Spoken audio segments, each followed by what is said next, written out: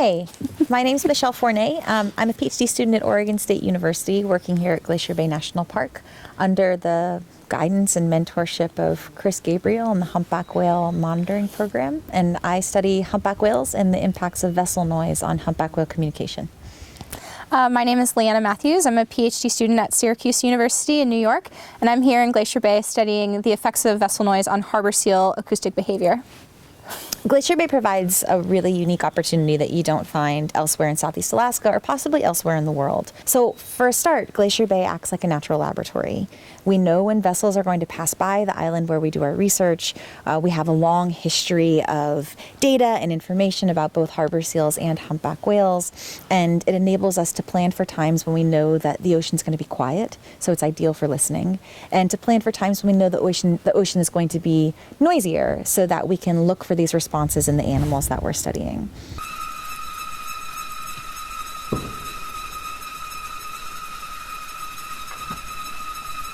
And part of our job as bioacousticians is to assess what an untrammeled acoustic soundscape actually sounds like.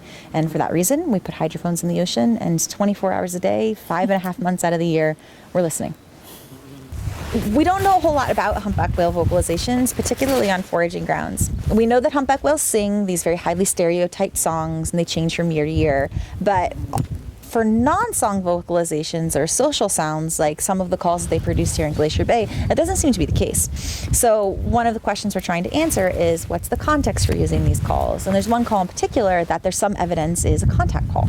And we're really interested in using underwater localization, so acoustically localizing an animal, where is the animal when it's producing a noise, to check to see whether or not we are in fact seeing this counter calling, one animal calling and another animal responding. So that's one of our goals of the project. So we're here on the beach in Strawberry Island getting ready to do something called a scan point survey. We do scans with this instrument, a theodolite, where we mark every whale that we see in our survey area. Our survey area is just everything in visual range. But the purpose of introducing you to this theodolite isn't just to say, as a scientist, we use fancy equipment. It's to let you know that as a scientist, fancy equipment is helping me to do something very simple, trigonometry. So by changing this scope, I can get different angles, and then knowing where I am, knowing my angle, and knowing which direction I'm looking, I can do some pretty simple trigonometry to figure out exactly how far away the whale is. But right now I'm not going to do the math. Right now I'm going to do my best to find every whale that I can see in this survey area. So give me just a few minutes, 15 minutes to be exact, and I will see how many animals we have. And meanwhile, Leanna, sitting here at her computer, is going to take all this data down for me. So most of the harbor seal data collection actually happens in a kayak out on the water. There are two people who sit in the kayak, and we paddle all around this area near Strawberry Island, and we make recordings of harbor seals. And we go to special locations where we know the harbor seals are going to be, and we know that they're vocalizing, and we make recordings of individuals. Also, while we're in the kayak, we take pictures of these individuals, and we estimate their position from the kayak. We really want to know where that harbor seal is, and there's a few different pieces of information that we need in order to understand where that harbor seal is. So the first thing we do is mark down what our position is in the kayak. We also mark which direction we're facing. Are we facing north? Are we facing south? Are we facing east? Or are we facing west? And then we look at where the harbor seal is. Is that harbor seal directly in front of us? Is it to my right? Is it behind me? Is it to my left? All of those pieces of information are really important. And then the last thing that we do is estimate how far away that seal is.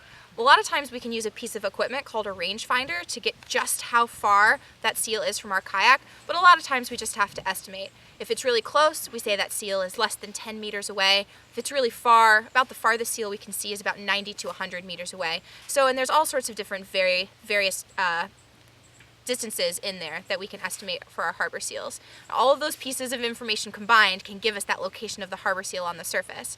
So the underwater vocalizations compared with the surface positions, compared with the photographs, sort of all give us this big picture of who these seals are and what they're doing when we can't see them underwater. But we have a great team. It takes a lot of people to make a field season like this happen and make a project like this happen. Not just the people who are on the island collecting the data. There's a lot of people behind the scenes. Science is a team effort for sure. Absolutely. Absolutely. We couldn't do this not just without each other, but also without the park to help us, and without the universities to support us, and without you guys, without people who are interested in what we do. Because if nobody cares, then we don't get to do the science. We always need more scientists. Yeah, we need more scientists.